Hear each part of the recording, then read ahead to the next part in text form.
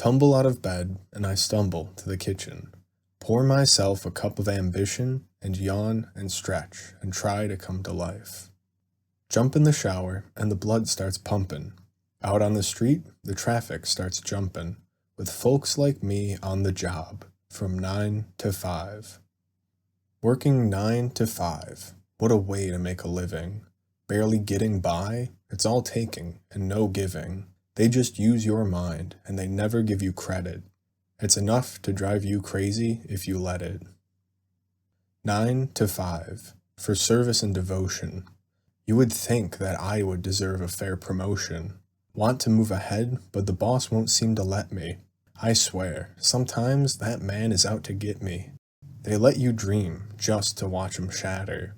You're just a step on the boss man's ladder, but you've got dreams he'll never take away. In the same boat with a lot of your friends, waiting for the day your ship will come in, and the tide's gonna turn and it's all gonna roll your way. 9 to 5. Yeah, they got you where they want you. There's a better life, and you think about it, don't you? It's a rich man's game, no matter what they call it, and you spend your life putting money in his wallet. Dolly Parton said that in 1980, 45 years ago. At the time she released that song, the 8-hour workday for 5 days a week had already been around for 40 years. Her song is older to us now than the 9 to 5 was to her when she wrote it.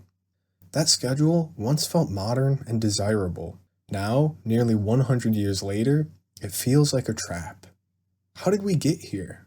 Why is this the standard? And is there a way out? Hi, I'm Anarchio, and this is how we got the 9 to 5.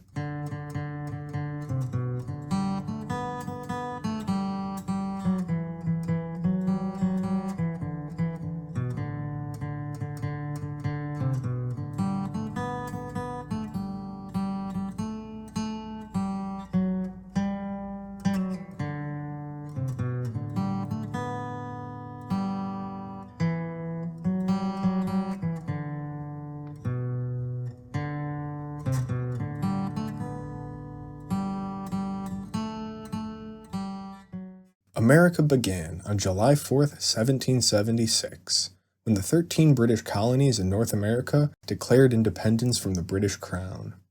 Beginning as a colonial mercantile nation, most free people performed agrarian labor. The focus here is on time allocated for agrarian work, which was a family economy of subsistence-based farming, keeping what's necessary to survive on and selling anything additional at market. This type of daily activity didn't have as stark a contrast as there is today between work time and free time.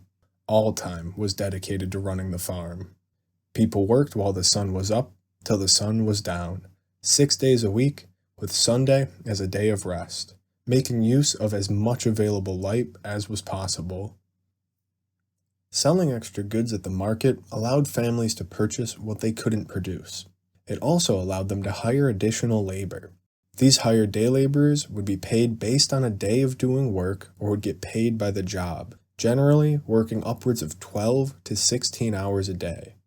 This mentality of paid by the day or paid by the job from sunup to sundown preceded industrial development and therefore served as the base idea for laboring time as America industrialized.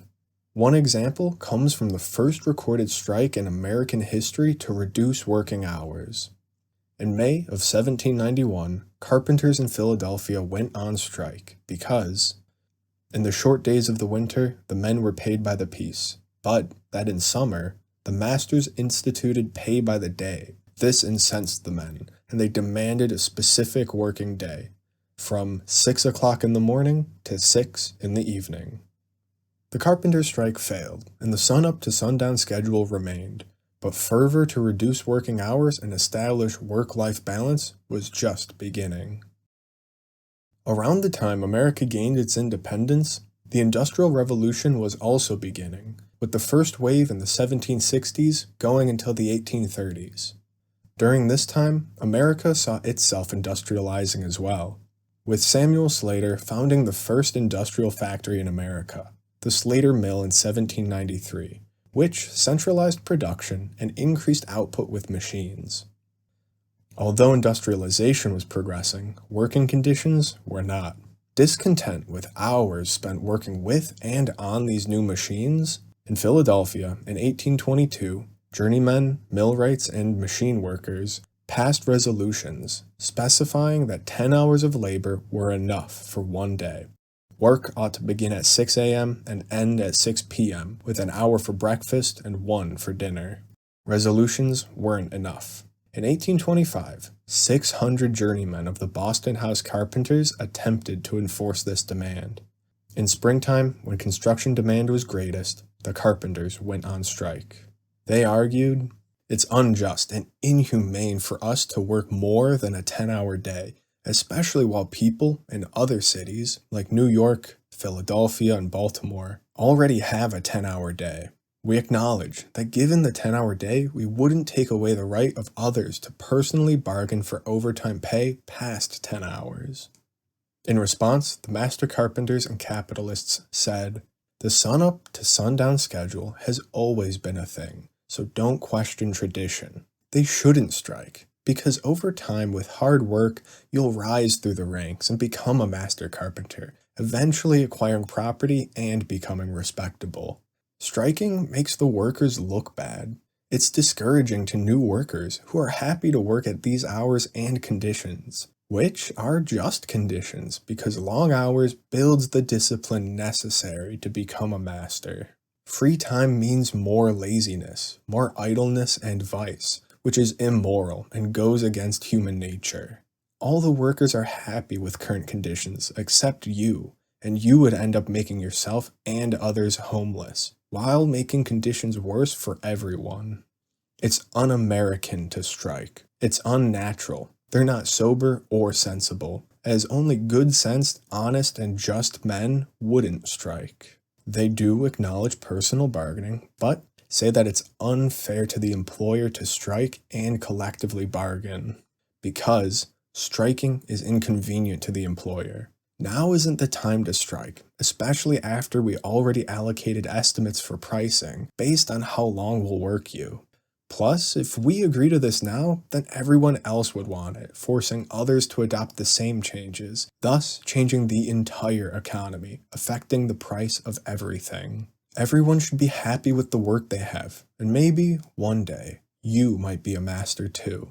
Oh, by the way, we will blacklist strikers.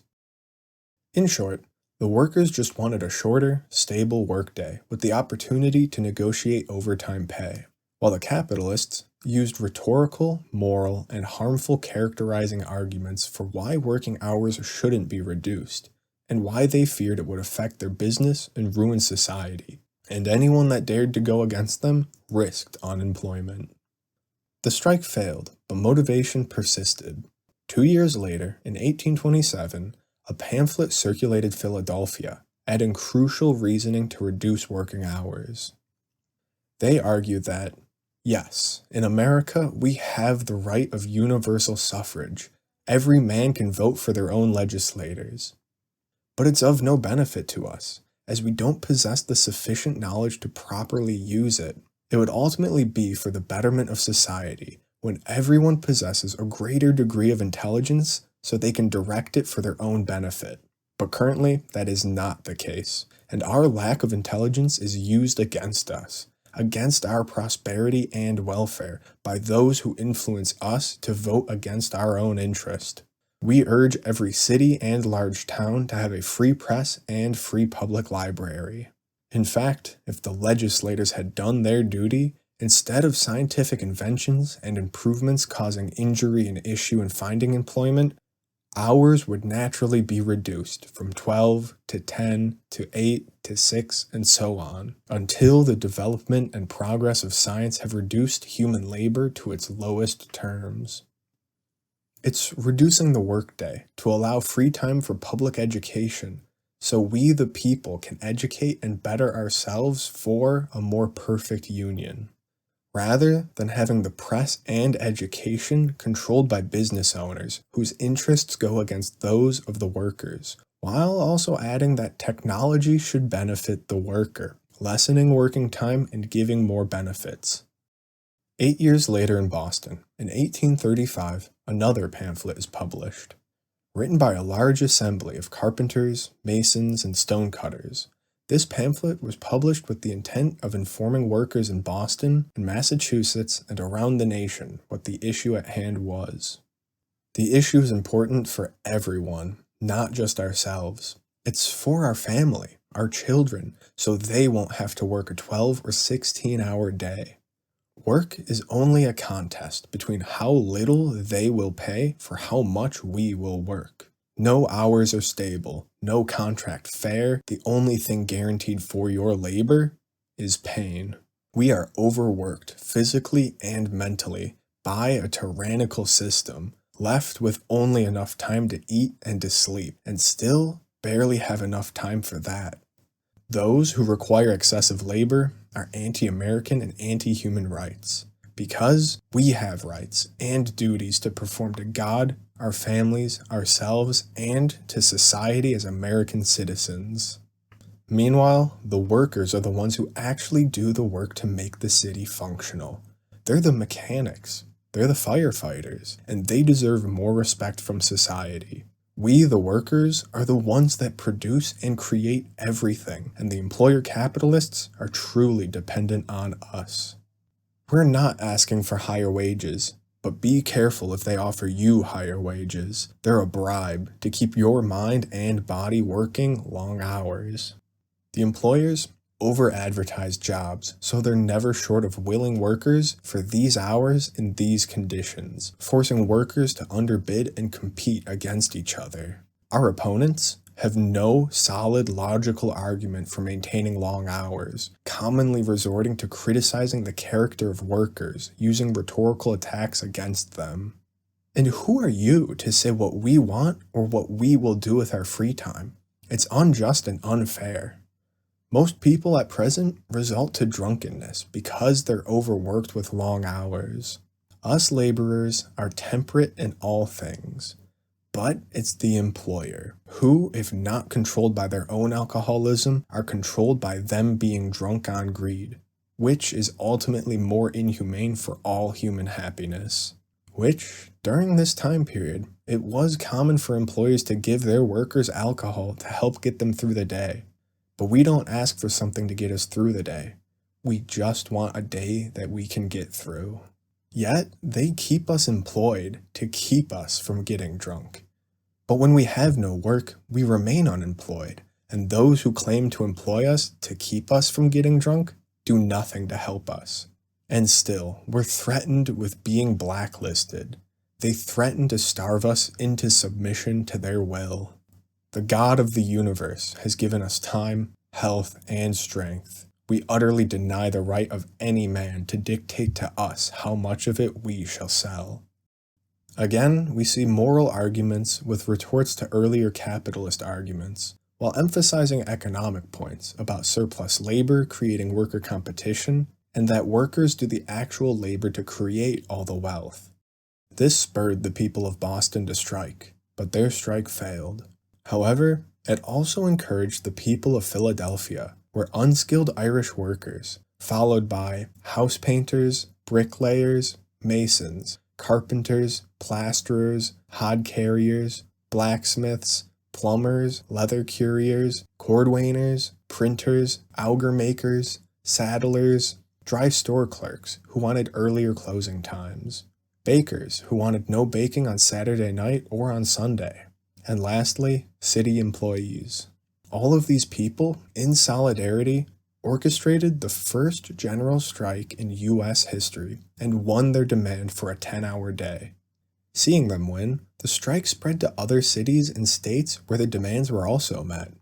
Places like New Jersey, where testimony and affidavits taken during the strike showed that 600 of the strikers were children under 16 years of age. Now this may seem like a grand win, but only certain jobs in certain locations got their 10-hour day. Even then, it was unenforceable and soon drifted back to days longer than 10 hours. Equally unenforceable, in 1840, President Martin Van Buren enacted a 10-hour workday, only for limited federal employees, which was contested and loosely enforced. That didn't stop the movement, though. Advancing the arguments, in 1845, The Voice of Industry, a working men and women's newspaper from Massachusetts, published Monopolized Machinery, where they added, "With gigantically increased means of production, would it not be supposed that the laboring classes would be more comfortable as a great deal more is produced? We will suppose that 100 weavers, working with hand looms, can weave 100 yards of cloth in a day. But soon, power looms are invented. With these new looms, the laborers can produce 5 times as much, say 500 yards of cloth per day. Will they get any higher wages than they did when their product was only 100 yards per day? No, the manufacturer will say to the laborers, these 500 yards of cloth are my property. The machinery which produced it is my machinery, and the profits of it are mine. I hire you to work for me, and I give you fair wages, or as much as you can get anywhere else, and I give you no more." Summarized, monopolized machinery, or machinery in the hands of the few, which works against instead of for the mass. These workers, producing more with new machines, see no new benefits, and all the detriments of unemployment from competing with machines for jobs, overproduction of goods, and underconsumption from low wages. But alas, the poor laborer has no voice in the public press. Without wealth or influence, he has none in our statesmen and leading politicians, who can work for those only who wield influence and can work for them. So far, from 1776 to 1845, workers have continuously made demands to work less, with some winning and maintaining those demands, while others failed. In 1827 and 1845, we've seen that technology should benefit ordinary people, not just the employer capitalist. So, let's see how technology in America have advanced so far, while also seeing beyond 1845. For agriculture, the cotton gin, the steel plow, mechanical reapers, steam-powered thrashers, and barbed wire. For manufacturing, water-powered mills, paper-making machines, interchangeable parts, the power loom, the rotary printing press, the sewing machine, the Bessemer process. For transportation and commerce, the steamboat, the Erie Canal, steam locomotives, the Transcontinental Railroad, easier house construction methods, faster ships, elevator safety brakes, and the first passenger elevators. For communication and daily life, there's gas lighting as early as 1816 in Baltimore, early refrigerators, Morse code, the telegraph, early photography, adhesive stamps like the penny black stamp, washing machines, typewriters, telephones, light bulbs, and mechanical cash registers. On top of all of that, there were changes to America itself. Westward expansion, with the Louisiana Purchase, extensive Indian wars and removals, the annexation of Texas and the Mexican-American War, the Oregon Trail, and the 1862 Homesteading Act that provided citizens the ability to claim land out west, all occurring with America being part of the wider world, with the French Revolution, the Napoleonic Wars, the War of 1812, and listing just a few, the economic panics of 1837, 1857, and 1873. Not to forget the Irish potato famine and the 1848 revolutions in Europe, all of which spurred immigration to the United States. From 1861 to 1865, there's the American Civil War and the freeing of the slaves, who went on to bolster the workforce and workers' rights agitation, prominently exemplified later by Frederick Douglass in 1894, who said, "Thus he is riveted to one place, and is, in some sense, a slave. For a man to whom it can be said, 'You shall work for me for what I shall choose to pay you and how I shall choose to pay you,' is in fact a slave, though he may be called a free man." That being said, from 1776 to roughly the 1880s, a lot has taken place. America is pushing west, opening opportunities for those dissatisfied in the East, Global events and economic downturns limit people's economic freedom.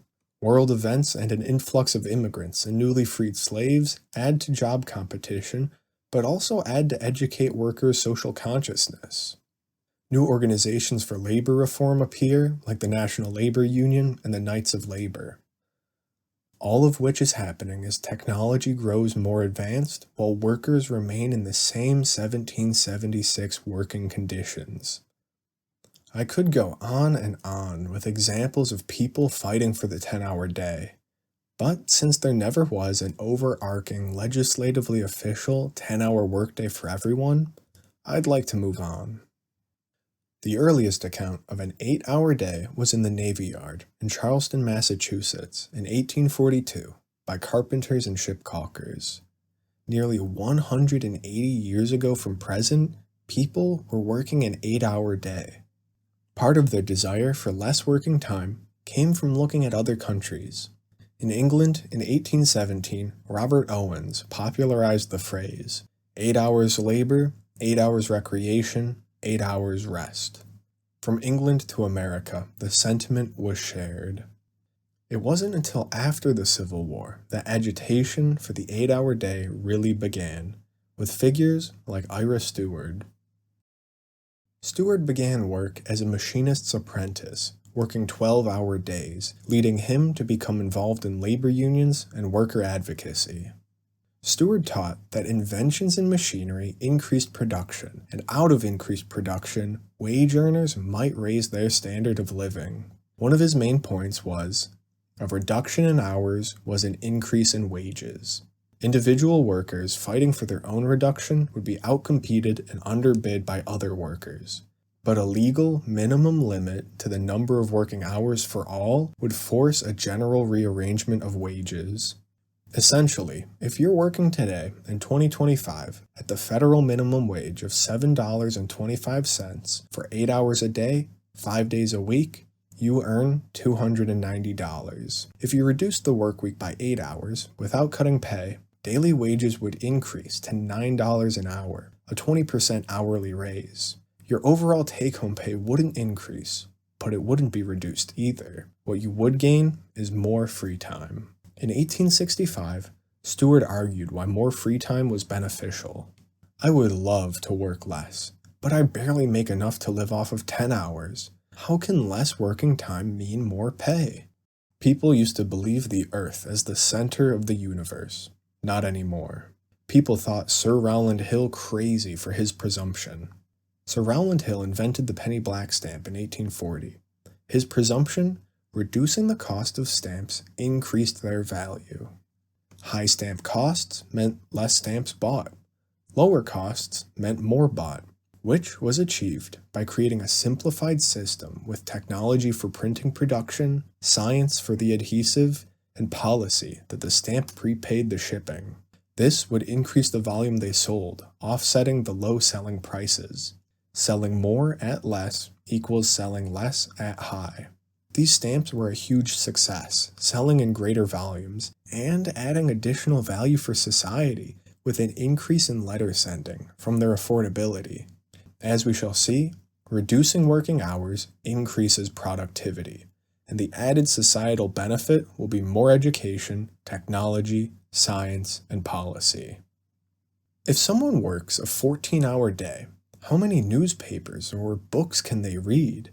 What time do they have for walks with their family, to take a bath, to visit or receive guests, to cultivate flowers? Someone with no time like that, what good is their vote or opinion when they have no time to develop one? Will they enjoy art or cheap pleasure? Your life is work, and the time that falsely seems to be yours, to eat bread or to sleep, is actually just time to fuel and rest you for work. It is not your own time. Likewise, the commute to work is done in your free time, yet it is not your free time at all. Think how monotonous that path, leading from house to factory and from factory to house again. The same sidewalk every day, rain or shine, summer or winter, leading by the same low houses, inhabited by beings walking the same social treadmill as yourself. Then, at 7:30, the clock stops. You grab your coat, half staggering with fatigue, hurry home, thinking of nothing but food and rest. What are your motives? Now suppose you work an 8-hour day. Instead of 4:30 a.m. to 7:30 p.m., it's now 7 a.m. to 4:30 p.m. An 8-hour day, allowing an hour and a half for a dinner break. You would be able to leave work early while it's still light out and can have a leisurely walk home. Think of the vast difference in your strength and feeling. With more free time, you'll see what they've been robbing from you, and the temptation for less hours will be almost irresistible.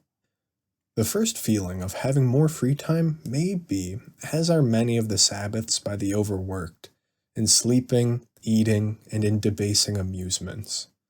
The use which a man makes of his leisure depends largely upon the use which has been made of him. If he has been abused, he will abuse his first opportunities. Many make the mistake that leisure will be abused, as if leisure itself were necessarily corrupting. Leisure, however, is neither good nor bad. Leisure, or time, is a blank, a negative. If we have been soured and disappointed by a life of poverty and drudgery, if opportunities have been few, if education has been neglected, if habits of thought and observation have not been cultivated, if we have inherited qualities leading us into temptation, we shall be sure to humiliate the 8-hour system and waste our free time. But progress in the arts and sciences is marked by a line of accidents, burnings, explosions, losses, and deaths, to which we may like the abuse of laborers' first opportunities of free time. The remedy is not to deprive people the chance to experiment with free time. There is one cure for the evils which newly acquired freedom produces, and that cure is freedom. When men are abused by a system, they will criticize the system, and when they abuse an opportunity, they will learn to criticize themselves. When labor is honored, idleness will be dishonored. At present, idleness is honored because labor is dishonored. With more education and opportunity, the wiser fellows study political economy, social science, the sanitary condition of the people, the prevention of crime, women's wages, war, and the 10,000 problems that modern society deals with. With 364 days of opportunity, we can say to the laborer, your industry helps to support that monopoly or abuse, and the man you voted for at the last election helped to make that abuse possible. But currently, capital, with swift enterprise, can pay for heralding the ears of ignorant's favorite catchwords, while its control of the daily press and party machinery leaves the intelligent working man of slender means in a mortifying state. This change in habit and opinion of people would be too gradual to disturb commerce and capital. If hours were reduced and wages increased, there'd be more time and money to buy more goods, and the capitalists would then earn more money too. However, wages are not the primary demand, but will come as a result of less hours. At present, competition is created among the lowest wage earners. If I live in a cheap house with cheap expenses, then I need less money to survive and can lower and outbid your labor prices so I can get work instead of you. So it's a race to the bottom. They remember that foreigners work cheaper than natives, but forget that natives buy more of their goods than foreigners. In this, employers that don't pay their workers the correct amount or offer good conditions, if they hire cheap labor or put cheap factories overseas, then they are anti-American. Whether we ought to be paid as much for 8 hours of work as we were for 10, they assume we will be overpaid. But this is wrong. The wages we receive are already not equivalent to our labor. Whether we can do as much work with 8 hours as we do in 10, maybe not at first, but with less working time, you increase time for people to study and design elaborate machinery, to manufacture something, and make more with less. And thus, society will be rich with leisure and production. Either that is a fact, or we will be forced to work the 10-hour day forever. Will politicians be willing to say publicly that they believe the working classes must always toil 10 hours a day? The world has already grown rich, and the time has come to set about a better distribution of wealth.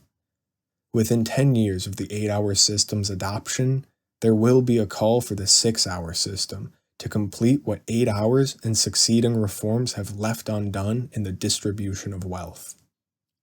That was 160 years ago.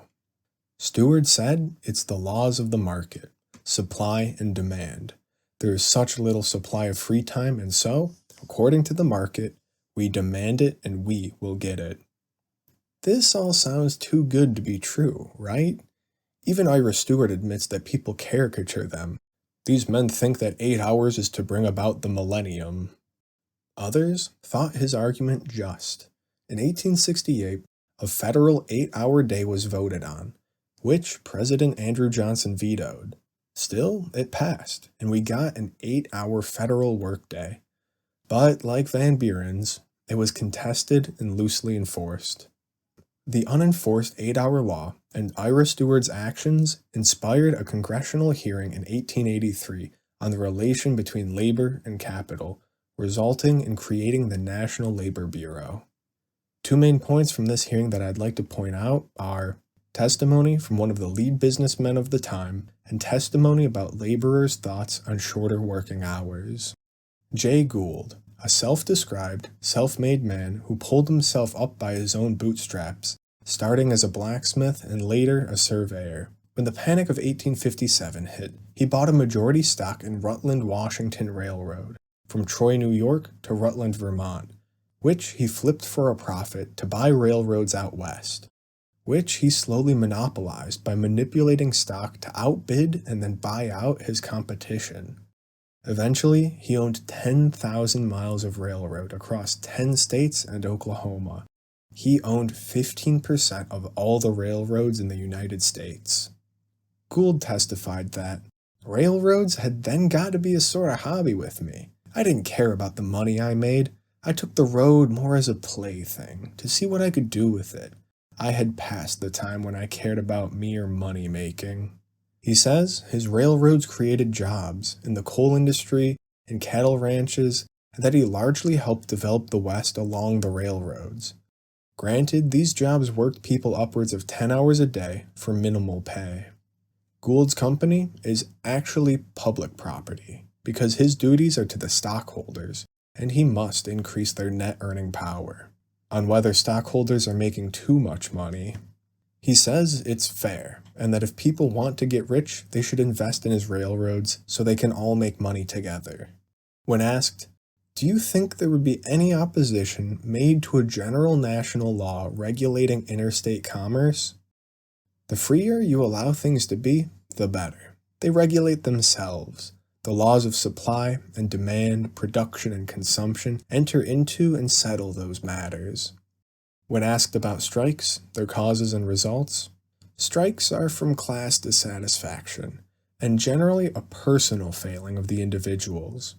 There's a harmonious balance between employer and employee, and these things naturally work themselves out and don't need government intervention. Even when workers compete against one another to rise in rank, when there are limited positions to be filled, yes, it keeps them quiet. They're willing to put up with hardships and insufficient pay for the chance at something better.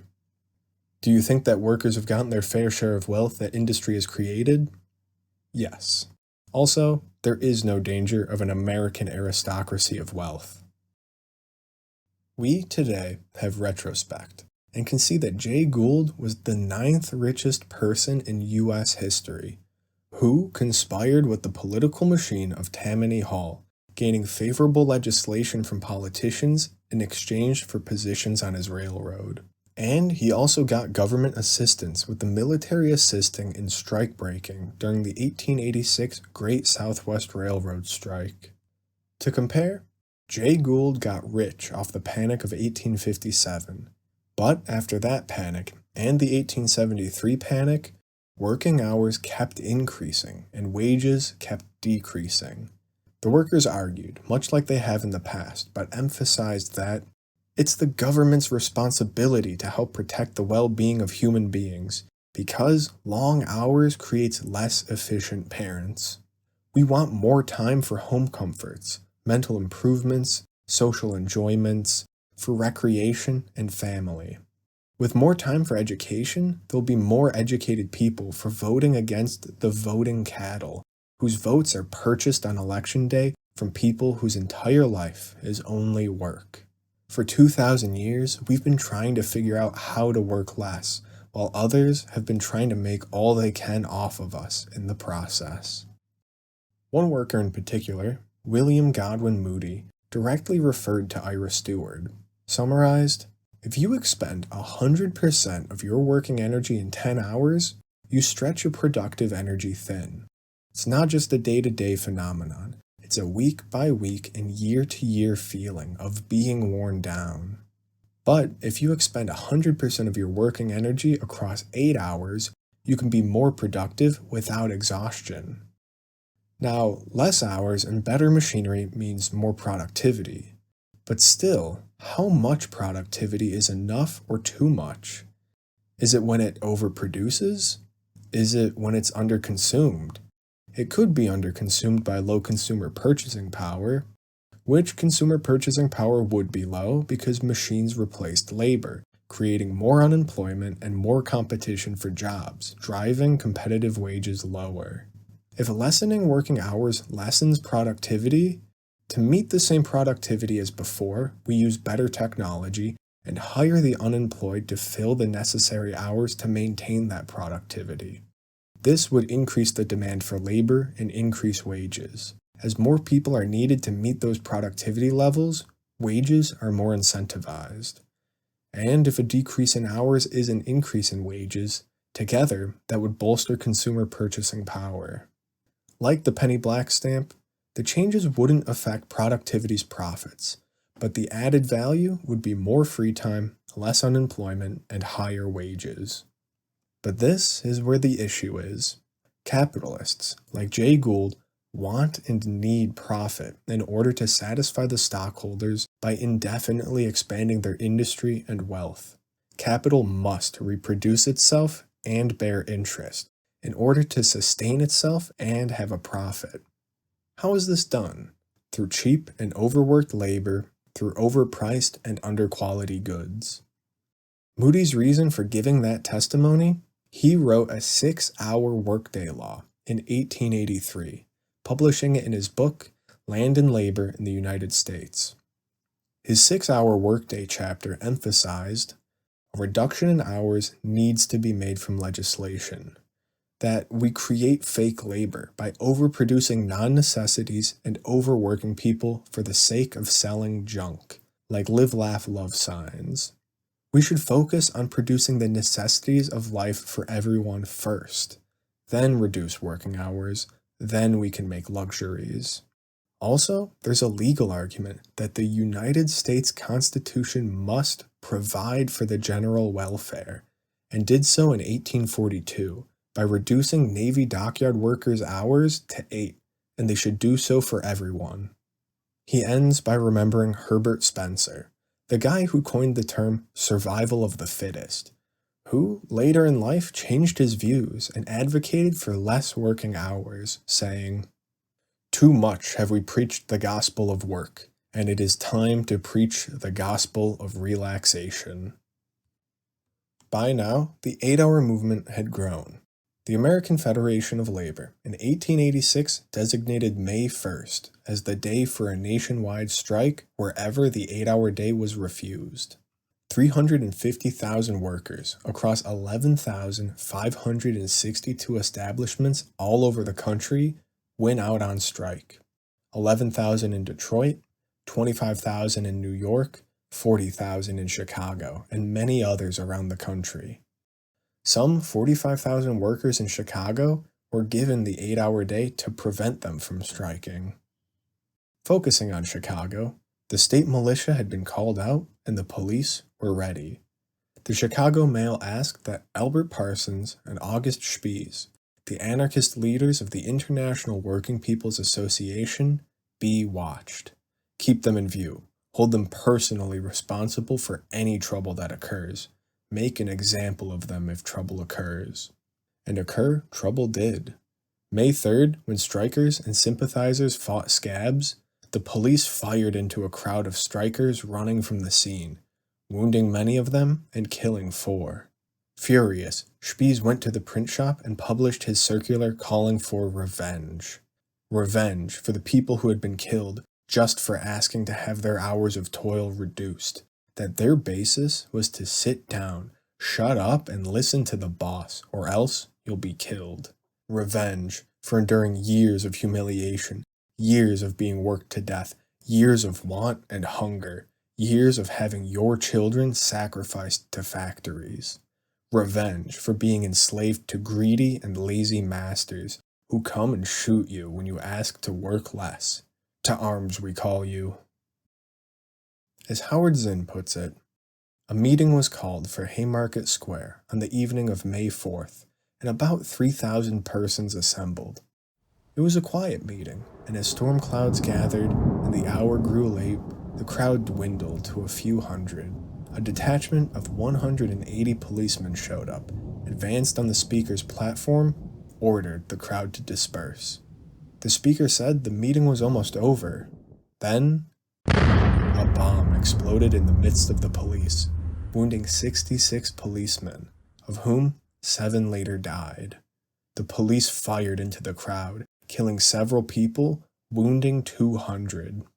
With no evidence on who threw the bomb, the police arrested 8 anarchist leaders. The Chicago Journal said, "Justice should be prompt in dealing with the arrested anarchists.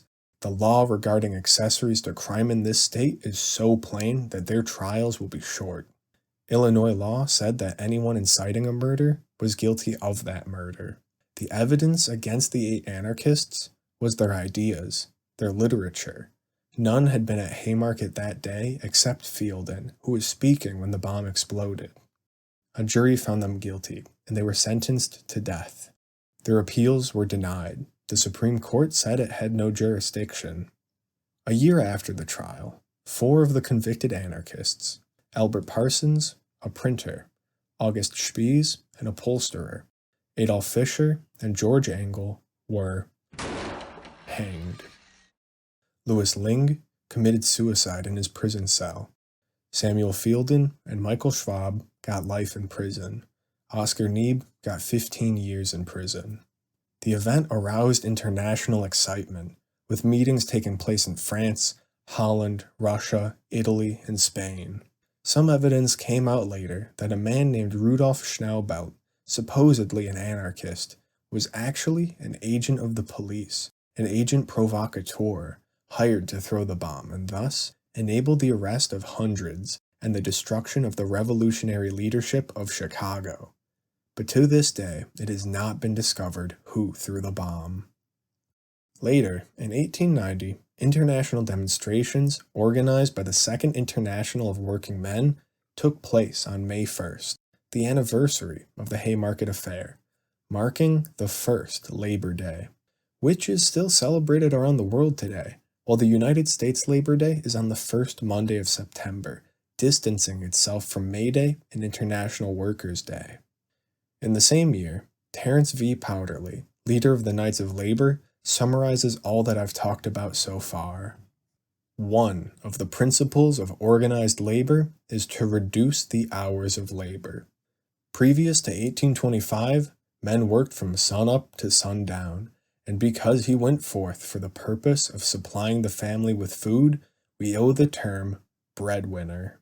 To be a breadwinner was all that the workman of the last century aspired to. In 1825, agitation for the 10-hour system began until it was officially recognized by the president in 1840. Strikes, contentions, disputes, and very often bloodshed brought the 10-hour system into operation, and with its adoption, the workman became ambitious of being more than a breadwinner. Invention took new life, and we now find ourselves able to do in a minute what it formerly required hours to perform. Fewer hours of toil meant more time to read. Had men continued to work on for as many hours as they were able, they would never have dreamed of improving their condition. Today, the laborer has no interest in the work he performs than to draw pay for the work done. Workman and employer find their interests to be identical in that one particular, to get the most out of each other. The employer profits, and he may retire a wealthy man. How fares it for his workmen? They remain poor and retire only to the poorhouse or the cemetery. Capitalism cares but little how long men work. Its rule is grasping, and it drives whom it controls with pitiless spur. Unless workmen are educated to understand why their hours of labor should be reduced, they will not retain what they get. And for this reason, we appeal to their reasoning powers rather than to their powers of endurance in case of a strike. Employers as well as workmen will soon realize that the short work day will be the most beneficial. Some employers saw these benefits. People like Henry Ford implemented these ideas with new technologies. In 1914, Ford's factories began using an endless chain-driven conveyor to move automobile chassis across the factory floor. To the workers, automation made work mindless and repetitive. To offset monotony, on January 5, 1914, Ford set pay at $5 a day for 8 hours a day, from the previous $2.38 a day for 9 hours a day, doubling his workers' pay and reducing their hours by 6. Stockholders and businessmen thought him a crazy, radical socialist for such changes, but the cost of retaining employees was cheaper, and a happier workforce would provide greater productivity. Between 1914 and 1916, the company's profits doubled, from $30 million to $60 million. He later said, "The payment of $5 a day for an 8-hour day was one of the finest cost-cutting moves we ever made." During the same time, in 1916, to prevent a strike, the first federally mandated 8-hour day for the private sector was passed, with the Adamson Act applying to interstate railroad workers. 10 years later, in 1926, Ford shocked businessmen and workers again with another radical change. "We have decided upon and at once put into effect through all the branches of our industries the 5-day week. Hereafter there will be no more work with us on Saturdays and Sundays. These will be free days, but the men, according to merit, will receive the same pay equivalent as for a full 6-day week. A day will continue to be 8 hours with no overtime." From such positive outcomes encouraged others to do the same, normalizing the 5-day week. Now, before you applaud Henry Ford for these actions, he, like other industry leaders, used wealth and influence for socio-political interference. Ford owned a politicized newspaper, the Dearborn Independent, in which he promoted anti-Semitism, which was applauded by Adolf Hitler. With a federal 8-hour law and reductions in working days and hours, the 8-hour movement comes to its highest point while the economy is at its lowest, during the Great Depression. Starting as a work-sharing initiative to combat unemployment, Senator Hugo Black of Alabama sought implementing a bill mandating a 30-hour work week. In 1933, Senator Black introduced a bill to prevent interstate commerce in certain commodities and articles in which persons are employed more than 5 days per week or 6 hours per day. In the Congressional Record of January 10, 1933, Black states the reasons prompting his bill on relief of unemployment. The purpose is work sharing. It concerns an effort to give jobs to millions of people now unemployed with a general law providing a shorter work week and a shorter work day. History proves that poverty, misery, and destitution of the many in the presence of privilege, wealth, luxury, and plenty of the few is the greatest danger that can confront a national existence. That privilege, wealth, and luxury has come as a benefit of technology to the detriment of the poor.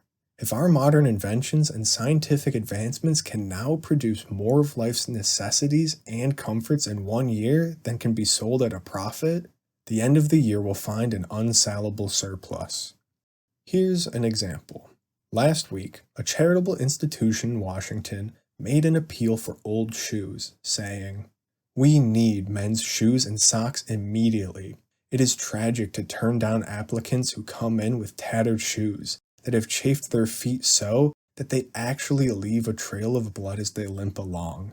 An average of 700 pairs of used shoes is needed daily." This request was for old shoes to be given free to people whose naked toes were said to be actually projecting into the frozen snows. The stores of Washington and throughout the country were at that very moment stacked with shoes that could not be sold. Factory warehouses were bulging with millions of shoes. United States shoe factories can produce 2.5 million pairs of shoes daily, 75 million per month, 900 million per year. The greatest number of shoes ever sold by American factories in 1 year was approximately 300 million pairs, 1/3 of the present capacity to produce. Further, the time required to produce 100 pairs of shoes in the year 1863 was 1,832 hours. In 1927, with advanced machinery, the same number of shoes could be produced in approximately 100 hours. Some falsely argue that machines absorb displaced labor. It's difficult to convince 12 million unemployed or partially unemployed and millions of their helpless dependents that such a theory is correct, especially when they see life's first necessities, food, clothing, and shelter, rotting before their very eyes. How can we remedy this problem? One thing is clear in all conflicting views and clashing theories: our people must not starve.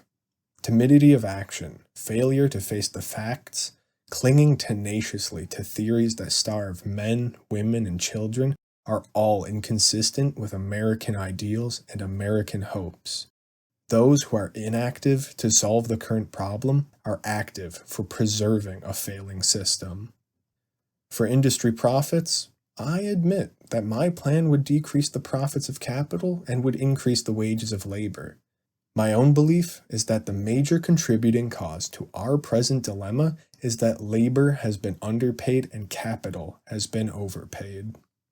Since 1926, wages in America have decreased 62%. Interest and dividends of capital during the same period have increased more than 60%. I do not subscribe to the philosophy that because we have periodically had depressions, we must accept them as inevitable and grin and bear it. It is true that my bill would give leisure to Americans. It would also give more work and opportunities to the unemployed. It's unfair and unjust to deprive many of the leisure that science and invention have made possible in order to swell the profits of a favored few. All people should be beneficiaries of labor-saving machines created for the public good. It's not just to continue to exact 50 to 70 hours of work per week from men and women, while others are driven into poverty and misery from unemployment. When greed and privilege grasp unearned wealth and condemn millions to undeserved poverty and misery, government is useless if it does not curb greed and destroy privilege. My bill is in line with progress. It seeks to establish the principle that all the people, and not a small handful of people, shall enjoy the benefits of inventive genius. Black's bill failed, being ruled unconstitutional to limit working hours by the federal government, as it should be a state's issue. In defending the constitutionality of the bill, if the 5-day, 6-hour week was put into effect, how are wages to be kept at their present standard? If the bill should result so, it would not accomplish its purpose.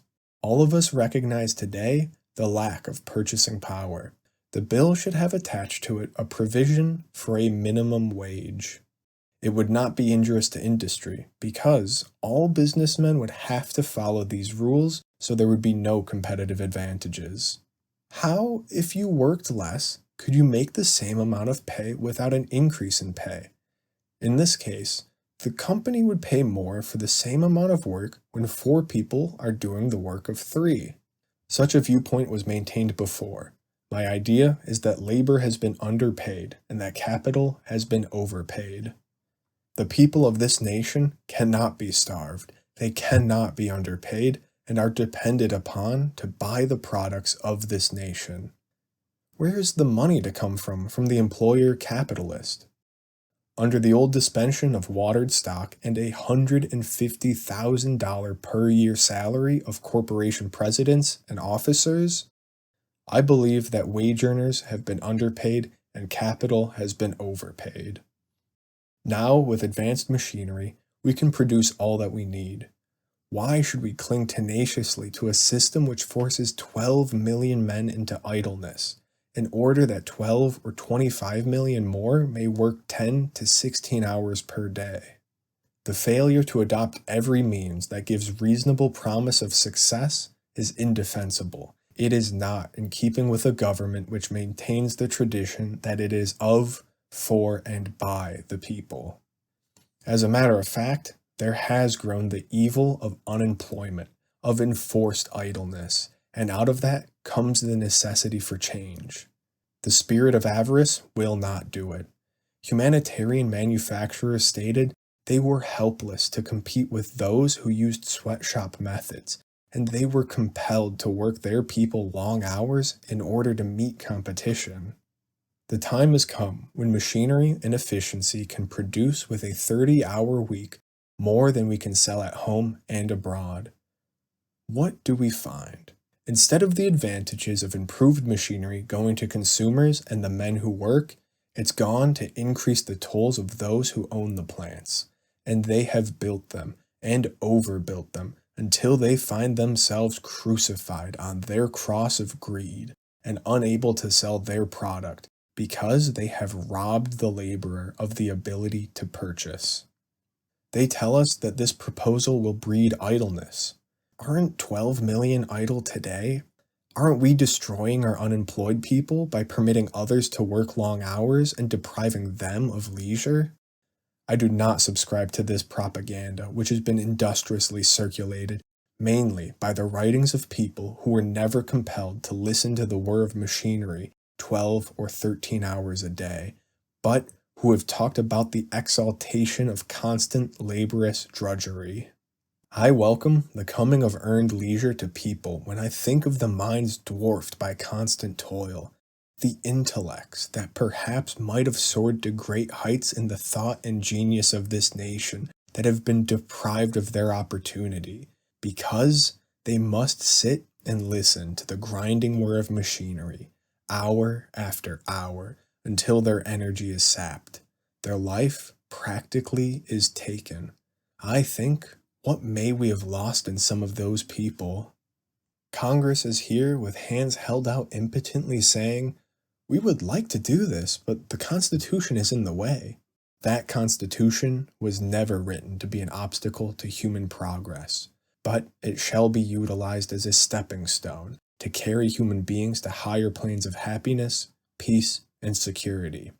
We cannot sit here and continue to pour out the money and credit of the United States to sustain failing business enterprises, and at the same time ignore the men and women upon whom the safety of this republic depends.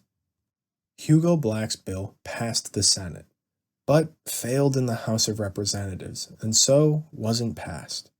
However, it was supported by President Franklin Delano Roosevelt, who, with his New Deal policies and progressive attitude, rewrote the Black-Connery Bill of 1933 into the Federal Labor Standards Act, FLSA, of 1938, and expressed to the public his sentiment for such a bill.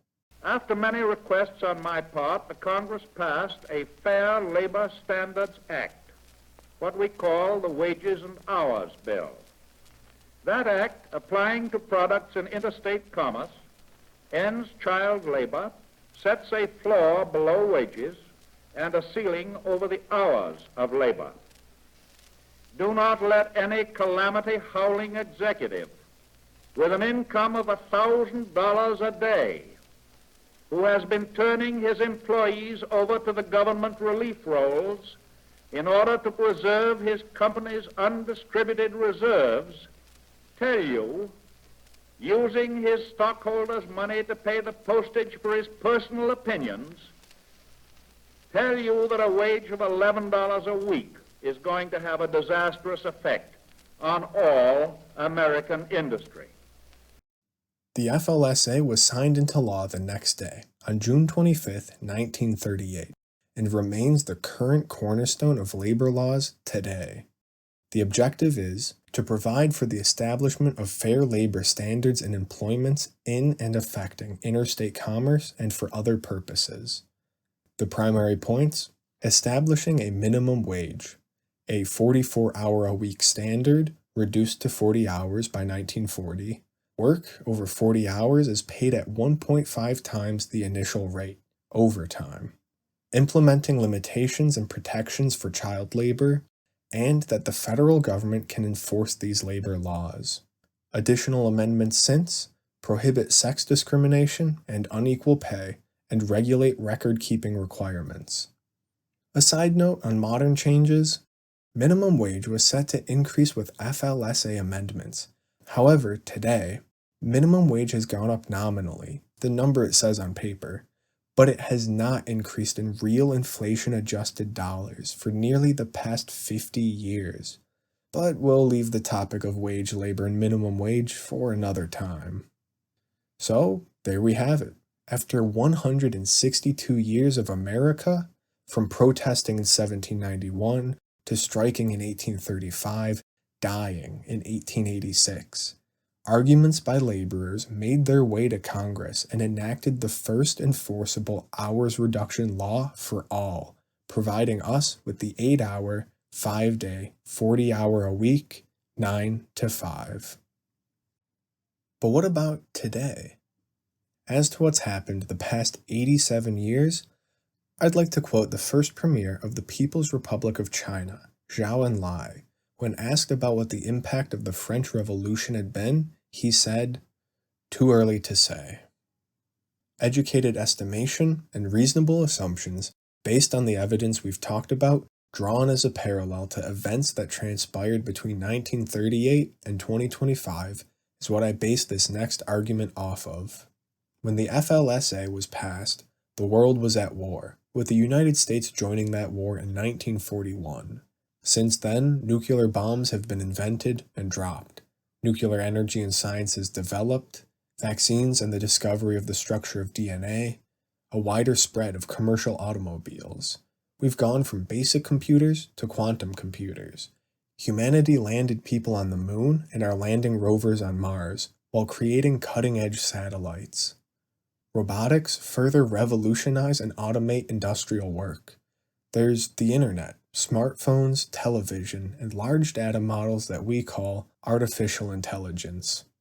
Even simple day-to-day technologies like forklifts are being automated with AI, while robotics continue to displace labor. We've seen exponential technological innovation and more life-altering developments than at any other time in history. But again, what benefits have the workers of today been given as a result of technology? As everyone has argued, shouldn't people be working less or at least be compensated more? After World War II, the United States was engaged in the Cold War, the ideological and geopolitical battle against the Soviet Union. President Harry Truman in 1950 said, "The United States could soon attain a gross national product of $300 billion per year. Progress in this direction would permit a buildup of the economic and military strength of the United States and the free world. The necessary buildup could be accomplished without a decrease in the national standard of living, because the required resources could be obtained by siphoning off a part of the annual increment in the gross national product." Truman's plan: siphon part of the economy and allocate it to make more economy and the military, to make more economy and more military, to make more economy and more military, in order to prevent the Soviets from gaining an upper hand, while not reducing the standard of living for Americans. The following year, Truman elaborated, "Unity is imperative on the economic front. Under the American system, everybody is involved. Every businessman, worker, farmer, banker, scientist, housewife, every man and woman. We can win our way through to ultimate triumph if we all pull together. Decisive action, essential to our safety, should not be halted by controversy now. It will require effort, restraint, and sacrifice by all of us. Business must make sacrifice, but that while profits should not be taxed to the extent which would jeopardize production or destroy incentives. Workers must make sacrifices and seek the jobs which need doing in locations where jobs must be done, instead of jobs which may be pleasant in locations which are convenient. They must accept restraints and controls upon wages. Farmers should receive their fair share of available national income, but they cannot expect to avoid their fair share of the cost of national defense. The American family can expect very sharp curtailments in the supply of durable equipment which brings convenience and entertainment to the home. They will have to make their household goods last longer, their automobiles and appliances, their linen and clothes. They must save a larger portion of their incomes. Many of them must postpone buying a new house. Of those, who is sacrificing the most?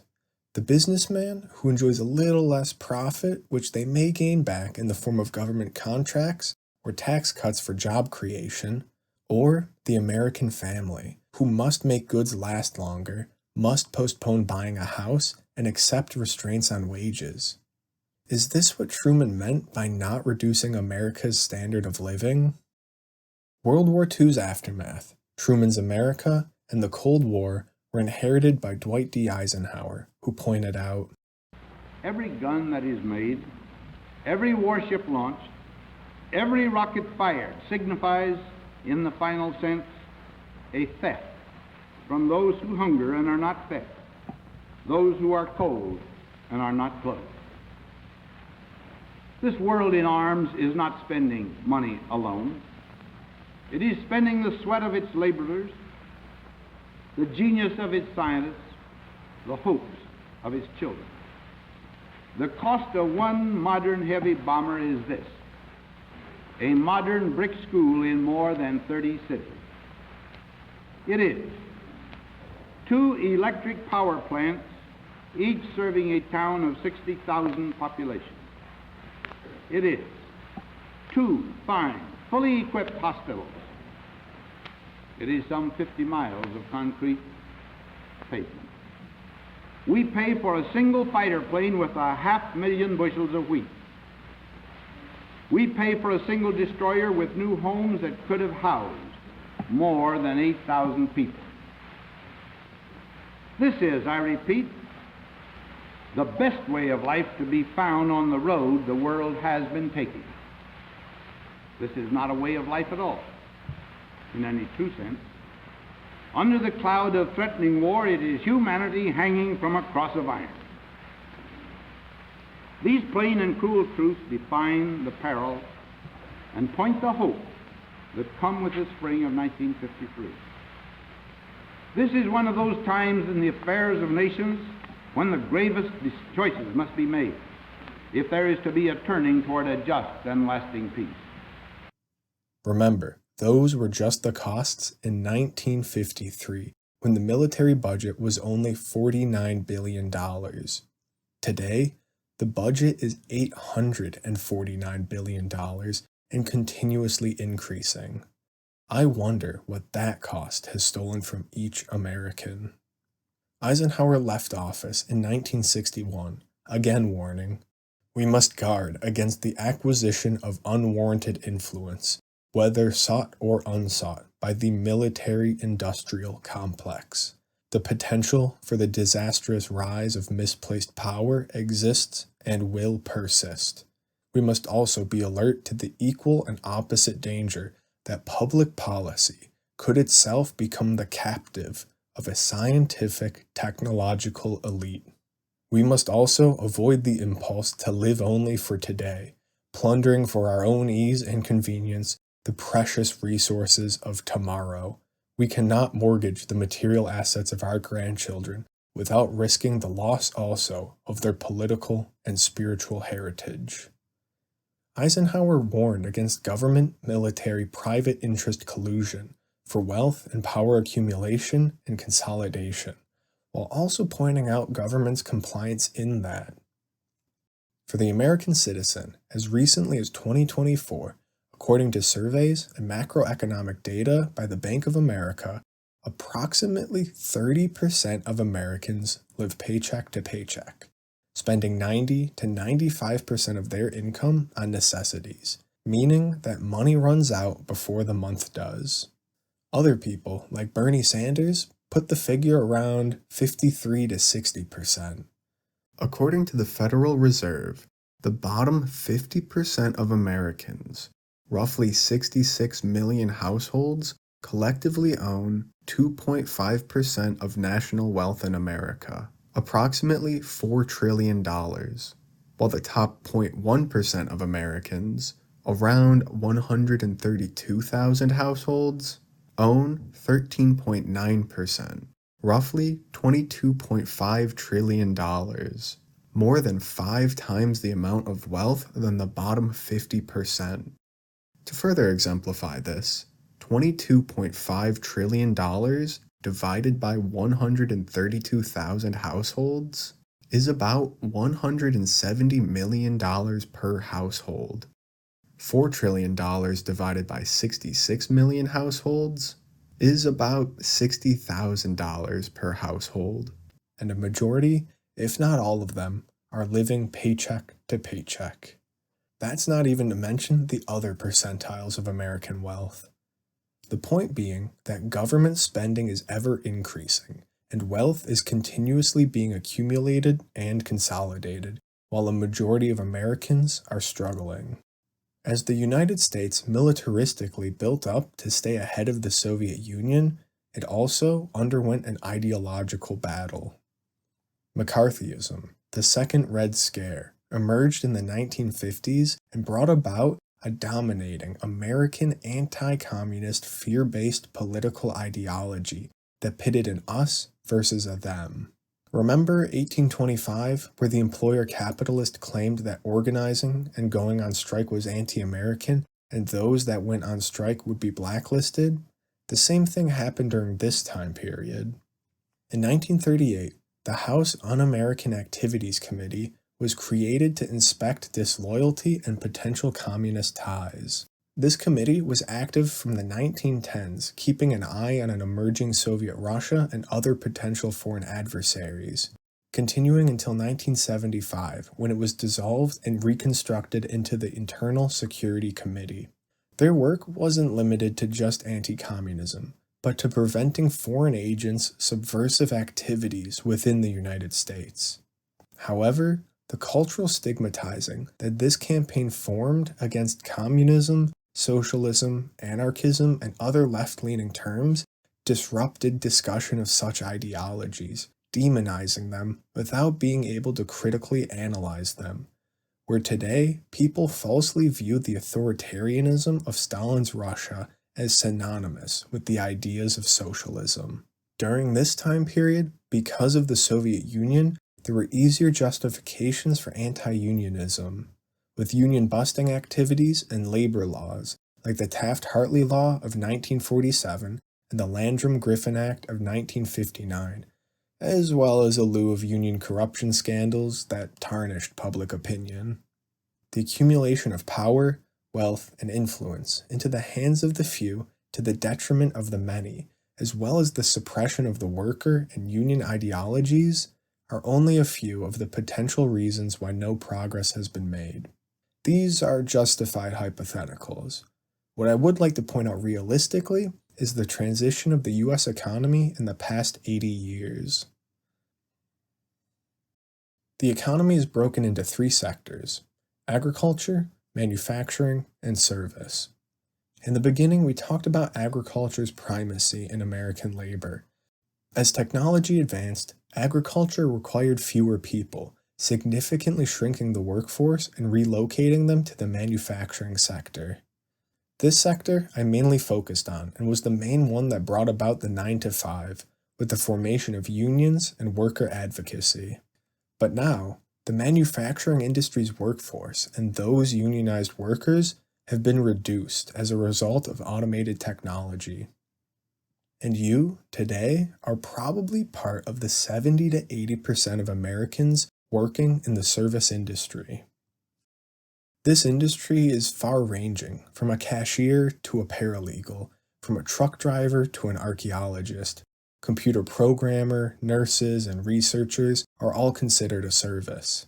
If you don't work directly in agriculture or don't directly produce products from raw materials, then you're likely in the service industry.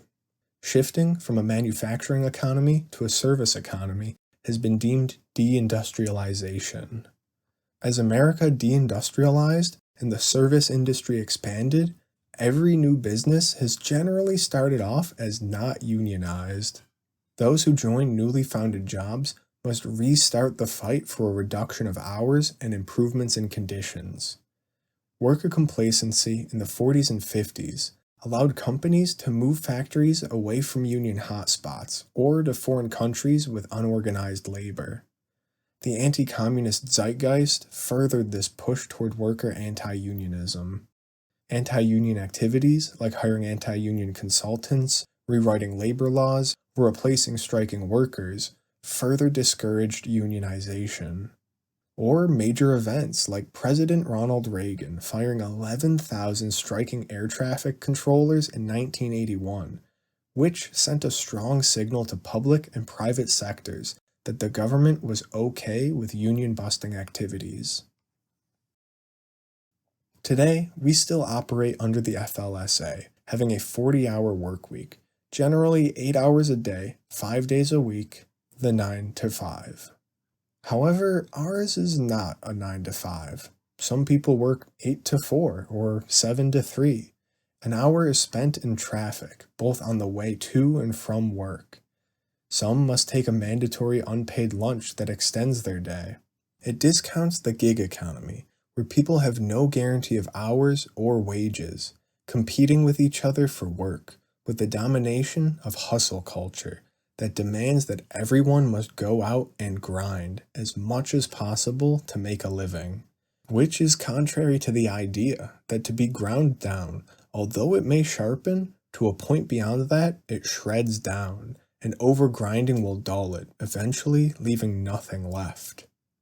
We have a guarantee that working over 40 hours grants overtime, but some people work multiple jobs, where the combined total of working hours is over 40 a week. But because these jobs are separate, they don't make overtime or qualify for benefits. Let alone employers setting hours lower than 40. With service jobs, long hours means emotional exhaustion, from being forced to smile and be polite for hours on end, which sociologist Arlie Hawkschild deemed emotional labor. Along with repetitive strain, a mental overload of being overworked, having to multitask under manager surveillance, unpredictable scheduling, most offering low pay but maintaining high expectations, combined physical and mental work for dual exhaustion, low benefits, if any, and a low number of days off, all significantly increase stress and fatigue. Or, in a post-COVID pandemic world where people found huge personal and financial benefits to working from home, it's become demonized in some cases, and most are mandating a return to the office. Something must be done to help the worker, and yes, a raise in wages would help your pocket, but less time would help your mind and body enough so to fight to raise your wages. Reducing working hours isn't just a thing of the past. Again, we can look to other countries, like the UK, where 200 companies employing 5,000 workers have implemented a 4-day, 32-hour week without a reduction in pay, adding more arguments for reducing hours like commute time, environmental stability, or secondary income sources. Which I would like to add would mean an increase in social mobility. Think of how many more people would have an easier time getting a higher education or going to night school if they had more time. In 2015, a trial was started, with 1% of the Icelandic population having a 36-hour week without a reduction in pay. There were fears of decreased productivity, higher operational expenses, and lower standards of service. These concerns were debunked, and as recently as May 14, 2025, nearly 90% of workers in Iceland have a reduced hours work week. This increased the strength of families, allowing more time for childcare, home life, family, hobbies, social life, with less stress, greater contentment at work, and more time to truly live. Why can't we afford more leisure? And why do some have better working lives than us? Consumerism may be to blame. Eric Rauch wrote a piece for MIT in 2000 titled, "Productivity and the Work Week." What if, instead of using productivity increases to buy more possessions, we used them to get more time instead? This article shows that workers today would only need to work as few as 11 to 12 hours a week to produce the same amount as people did in 1950. Polls and surveys show that today our standard of living is no more satisfying than that of those who lived in the 50s. Or if you don't want to live like the 50s, we need only work 23 hours per week to produce as much as someone in 1975. Productivity has only ever increased. Even in the 1930s, the belief was that as productivity increases, hours were assumed to naturally be reduced. So why do we work so long? Anthropologist David Graeber lays it out in his book, Bullshit Jobs, that work has evolved over the past century to serve the interests of finance capital, where workers are exploited and others marginalized and put into roles that serve the ruling class interest, all while fostering resentment towards those who do socially valuable work.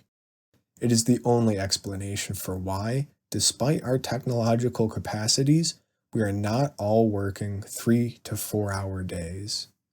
Jeffrey Sachs, the Columbia University economist, presented what the leaders of finance capital candidly felt. I meet a lot of these people on Wall Street on a regular basis right now. I know them. These are the people I have lunch with. And I'm going to put it very bluntly. I regard the moral environment as pathological. These people have no responsibility to pay taxes, no responsibility to their clients, no responsibility to counterparties and transactions. They are tough, greedy, aggressive, and feel absolutely out of control in a quite literal sense. And they have gamed this system to a remarkable extent. They genuinely believe they have a God-given right to take as much money as they possibly can in any way that they can get it, legal or otherwise. If you look at campaign contributions, the finance markets are the #1 campaign contributors in the US. We have a corrupt politics to the core. Both parties are up to their necks in this. Going back to the 3-sector economy, let's consider the 4th sector, the FIRE sector. Finance, insurance, real estate, encompassed as information services. Sachs was talking about the heads of these businesses here, and going forward, Graeber focuses on how this sector is where bullshit jobs are proliferate. To clarify, there's a difference between bullshit and a shit job. A bullshit job is where there is no real service being provided. If the job disappeared entirely, there would be no difference made to the world. If anything, the world might be better off. Jobs like those in financial institutions, telemarketers, advertisers, or corporate lawyers, compared to shit jobs, which are necessary jobs, sanitation workers, train station employees, and grocery store clerks, or even socially valuable information services, like scientists, teachers, or librarians. The reason theirs is shit and not bullshit is that they are undercompensated and underappreciated, yet their job brings real value to the world. Graeber's survey puts the number of bullshit jobs around 37 to 40% of all jobs, and most bullshitization comes from how their time is wasted at work, not being spent on doing their actual work.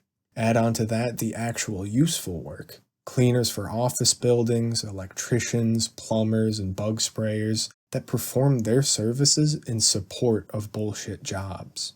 If 37% of jobs are bullshit, and 37% of the remaining 63% are in support of bullshit, then slightly over 50% of all labor falls into the bullshit sector in the broadest sense of the term.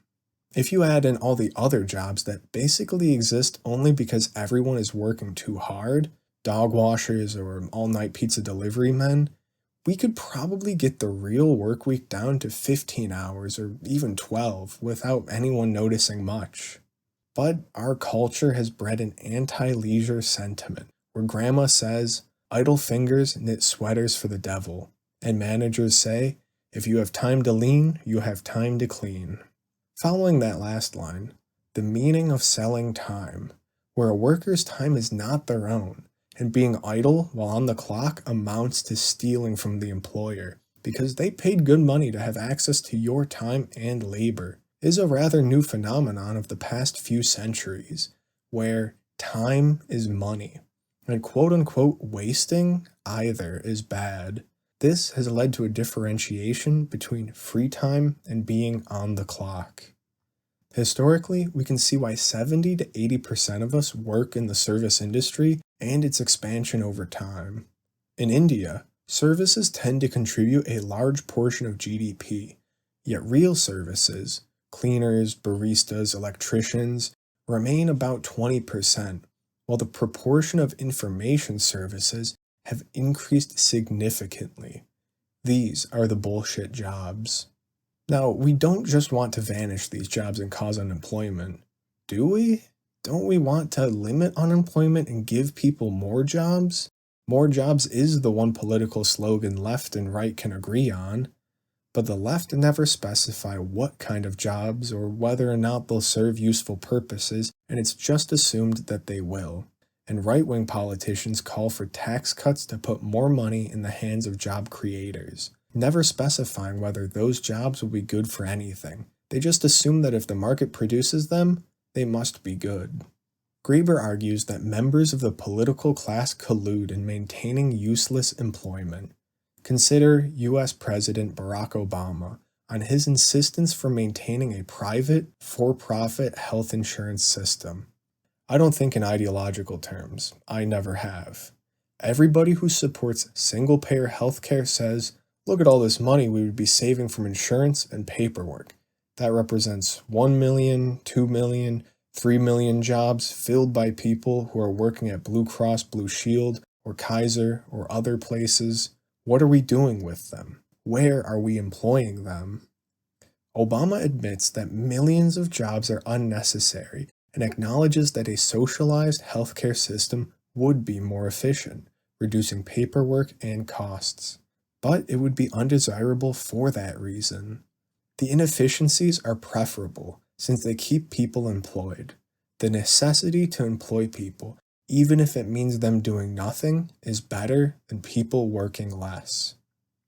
Morality in society has shifted. The Keynesian bargain, from 1945 to 75, was a tacit understanding between workers, employers, and government that increases in productivity would be matched by increases in worker compensation.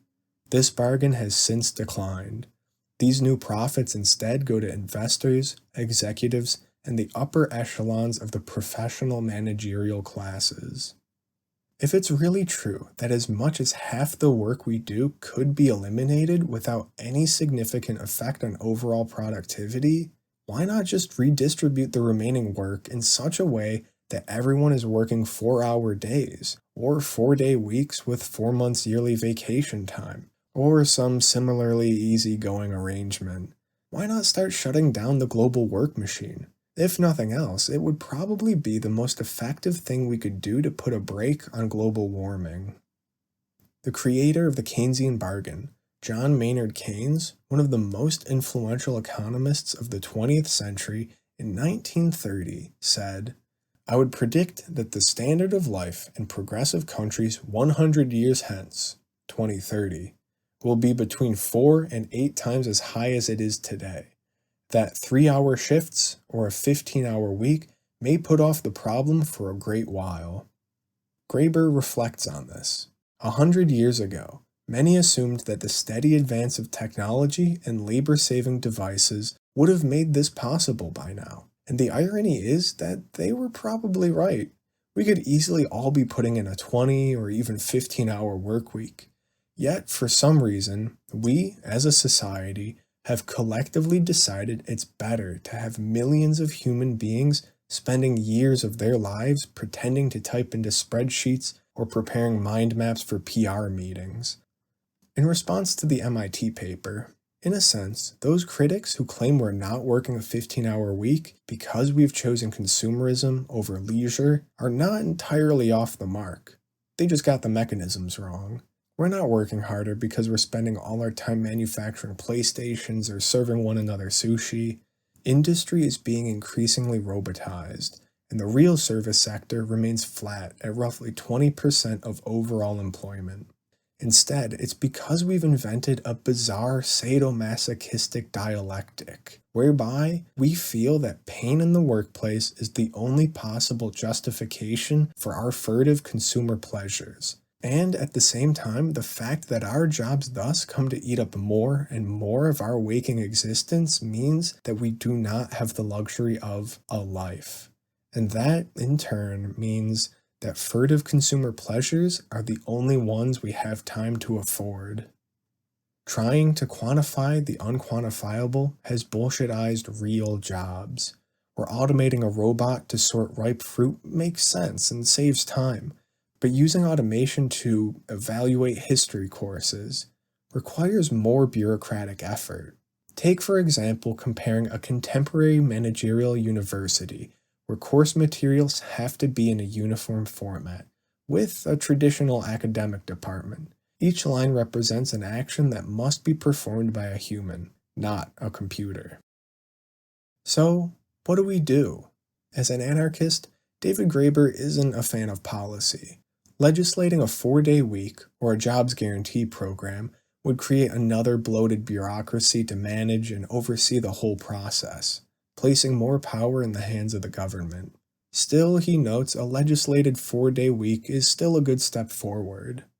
His closest policy idea would be universal basic income to solve the needs of society if all bullshit jobs were to vanish. This would reduce government intrusiveness and encourage people to pursue their useful passions, like school teaching, woodworking, medical programming, without having to chase the necessity to pay the bills that drives most people to dull, unenthusiastic jobs. While we work on implementing universal basic income, making it more palatable socially and politically, some in the United States, like Bernie Sanders, are moving towards progress. On March 14, 2024, he introduced a bill to amend the FLSA to reduce the working week to 32 hours, with guaranteed overtime above that and no reduction in pay. He's even reiterated this recently.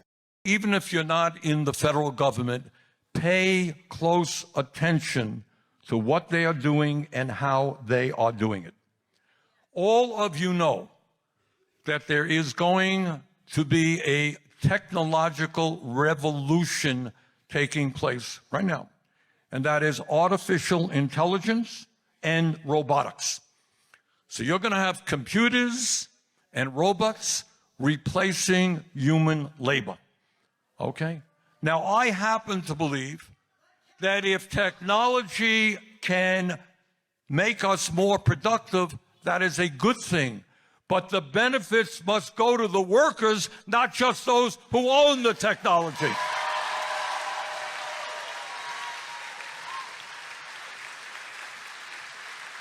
So if they are prepared to tell workers at the federal government, some of whom have dedicated their whole lives to public service, hey, you're out of here, goodbye. Tell me what you did last week, you're out of here, goodbye, goodbye. What do you think they're going to do to people in the private sector when artificial intelligence comes? You're gone. Forget it. You're out on the streets. Our job is to make sure that when you have these technologies, it benefits all of us, not just the few. So pay attention to what's going on. Or, even just as recently, New York Assembly Bill A5423 seeks to establish a 4-day workweek pilot program for state employees. To close, I'll harken back to 1827, where I believe they were right that the development and progress of science have reduced human labor to its lowest terms. Technology has increased, except instead of benefiting people with less working time, we've created jobs to keep people busy and instead have degraded people, forcing them into jobs that they don't like, that they're not particularly good at, and that don't benefit anyone. What we can do, and should do, is what everyone has been doing since 1791. We should continue to organize while educating others about what's happened and what's possible. While it's nearly been 100 years since the last official reduction in working time, and by 2030 we should all be working no more than 15 hours a week, it looks like we have a lot more work to do. I'm Anarchio, and thanks for watching. If you like this video, I encourage you to comment below your experience of the 9 to 5 and what you would do with less working time. The research for this video took a couple hours each day for the past 7 months in my own free time. So if you'd like to help support me or buy me a cup of coffee to get me through my 9 to 5, consider donating at the links in the description below. I look forward to seeing you in the next video.